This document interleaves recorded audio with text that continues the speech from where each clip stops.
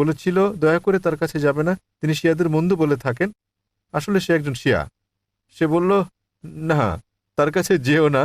এবং আমার শাশুড়িও বললেন, না, তার কাছে যেও না, তিনি শিয়াদের বন্ধু বলবেন এবং তুমি আমাদের ছেড়ে চলে যাবে। তাই এটা হচ্ছে প্রথম সন্দেহ যে আমার মনের মধ্যে রয়েছে।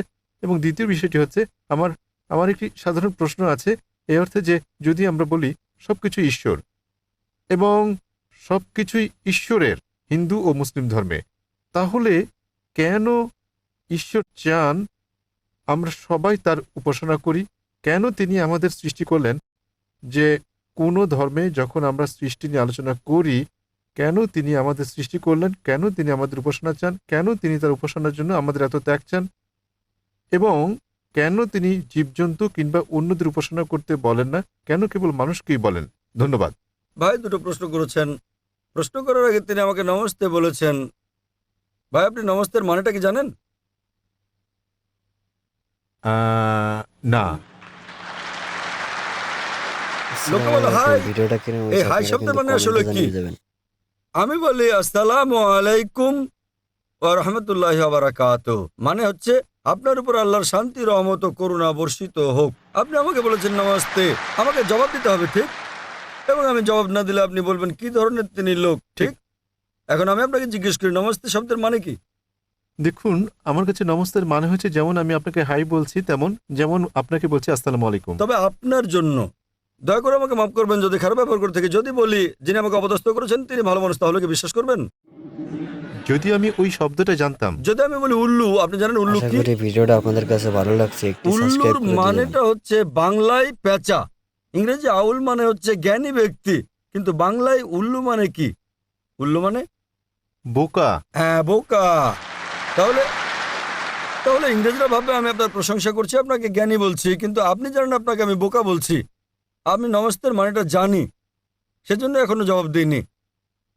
আপনি মানেটা জানেন না, আপনি আমাকে নমস্তে বলেছেন, আমি অর্থ জানি তাই উত্তর দেইনি এখনো।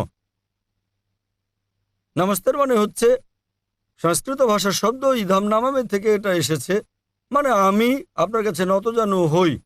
আপনি কি আমার কাছে নতজানু হতে চান? অবশ্যই আপনি তার কাছে নতজানু হতে পারেন যার অনেক জ্ঞান আছে। ঠিক আছে, আপনার মতে জ্ঞানী ব্যক্তির কাছে নতজানু হওয়া যায়, কিন্তু কোরআন অনুযায়ী এবং ইসলাম ও বেশিরভাগ ধর্ম অনুযায়ী আপনি সর্বশক্তিমান ঈশ্বর ছাড়া আর কারো কাছে মাথা নত করতে পারেন না। আপনি জানেন অনেক হিন্দু আমার আলোচনার শেষে তারা এসে আমার পায়ে স্পর্শ করে। আপনি জানেন তারা কি বলে? हमने पहले बार भगवान का अवतार खुद देखा आंख से। এই জীবনে দেবতাকে সচক্ষে দেখলাম প্রথম, হিন্দুরা আমাকে বলে।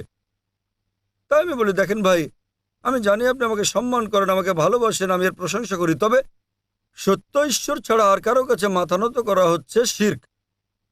এমনকি হিন্দু ধর্ম মতো আপনি ঈশ্বর ছাড়া আর কারো কাছে মাথা নত করতে পারেন না। তাই আমি তাকে সংশোধন করছি যে সম্মান ভালোবাসায় করলেও ভালোবাসা আর সম্মানের মাত্রা ছাড়ানো ঠিক নয়। যখনই মাত্রা অতিক্রম করবেন তখনই তা শিরক, ঈশ্বরের শরীক সাব্যস্ত করা। পরে অনেক হিন্দু আমার কাছে এসে আমাকে অনেক প্রশংসা করেছে, তারা আমাকে ঈশ্বরের কাছাকাছি নিয়ে গেছে। আমি বলি আমি দেবতা নই, আপনারা কেবল সর্বশক্তিমান ঈশ্বরের কাছে মাথা নত করতে পারেন। আমি বলি জ্ঞান হলো ঈশ্বরের দান, এটা ঈশ্বরের দান। তাই যখন আপনারা আমাকে দেখেন তখন বলতে পারেন মাশাআল্লাহ। মাশাআল্লাহ মানে আল্লাহর যেমন ইচ্ছা, মানে আমার চেষ্টা সর্বশক্তিমান ঈশ্বরের ইচ্ছার কারণে, অন্যথায় আমি তো তোতলা ছিলাম। সেজন্যই নমস্তে ইসলামের বিপক্ষে আর প্রকৃতপক্ষে হিন্দু ধর্মগ্রন্থেরও বিপক্ষে। যদিও কিছু পণ্ডিত বলেন যে ইধাম নামামে হতে পারে প্রশংসা হোক, প্রকৃত অর্থ আমি তোমার কাছে মাথা নত করি। ইসলামে আসসালামু আলাইকুম, আপনার উপর শান্তি বর্ষিত হোক। আপনি যখন খুশি যে কোনো জায়গায় বলতে পারেন এটা। ইংরেজিতে আমরা বলি গুড মর্নিং, মুষলধারে বৃষ্টি হলেও আমাদের বলতে হবে গুড মর্নিং। লোকটা হয়তো স্ত্রীর সঙ্গে ঝগড়া চলছে, তাও কেউ হয়তো বললো গুড মর্নিং, তাকে বলতে হবে গুড মর্নিং, অথচ তার মন বলছে এমন মর্নিং যেন জীবন আর না আসে, তবুও তাকে বলতে হচ্ছে good morning, good evening, good night.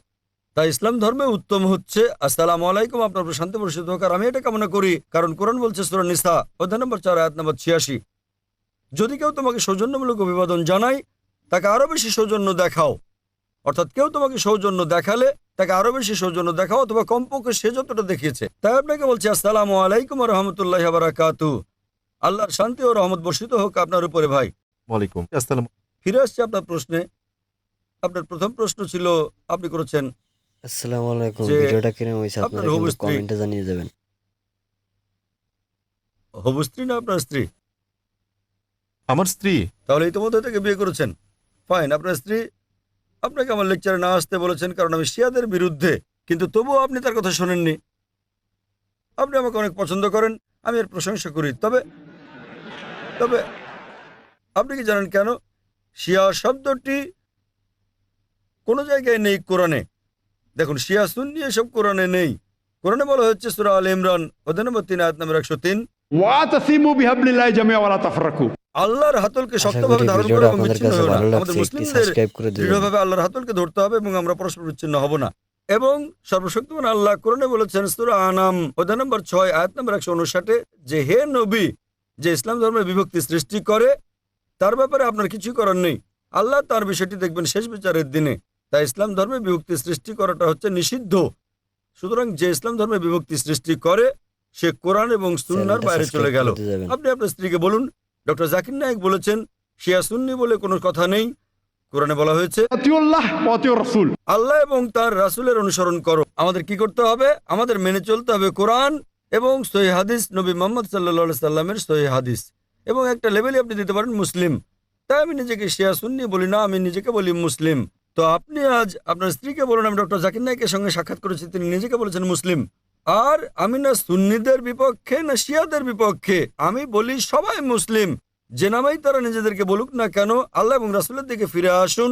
যখন আমি জবাব দেই কিছু কিছু মুসলিম হয়তো তারা কোরআন এবং সুন্নাহ বিরোধী কিছু মেনে চলেন, তারা বিরক্ত হতে পারেন। তাই আপনার স্ত্রীকে জিজ্ঞেস করুন তুমি কি কোরআন সুন্নাহ বিরোধী কিছু মেনে চলো? যদি না চলো তো ডক্টর জাকির নায়েককে ভয় পাও কেন? যদি তাই হয় হ্যাঁ, তাহলে সংশোধন হতে হবে এবং কোরআন সুন্নাহর পথে আসতে হবে। জাকির নায়েক যা বলে তা মানতে হবে না। জাকির নায়েক ইসলামে জিরো। अतिउल्लाह व अतिउर रसूल। আল্লাহ এবং তার রাসূলের পথ অনুসরণ করো। তাই আপনার স্ত্রীকে বলুন তিনি কোরআন এবং সহিহ হাদিসের বিপরীতে যদি কিছু অনুসরণ করে থাকেন তাহলে তাকে সংশোধন করতে হবে, তার নিজেকে মুসলিম পরিচয় দেওয়া উচিত, কারণ শিয়ার কথাটা কোরআনে কোথাও উল্লেখ নেই। তবে আমি প্রশংসা করি যে আপনি আপনার স্ত্রীকে ভালোবাসেন কিন্তু আমাকেও ভালোবাসেন, মাশাআল্লাহ। তাই আপনি আমার লেকচার শুনতে এসেছেন। এবার আপনার দ্বিতীয় প্রশ্নে আসি যে কেন ঈশ্বর আমাদেরকে সৃষ্টি করেছেন এবং ঈশ্বর কেন আমাদের কাছে উপাসনা চান? কেন তিনি জীবজন্তুদের উপাসনা চান না?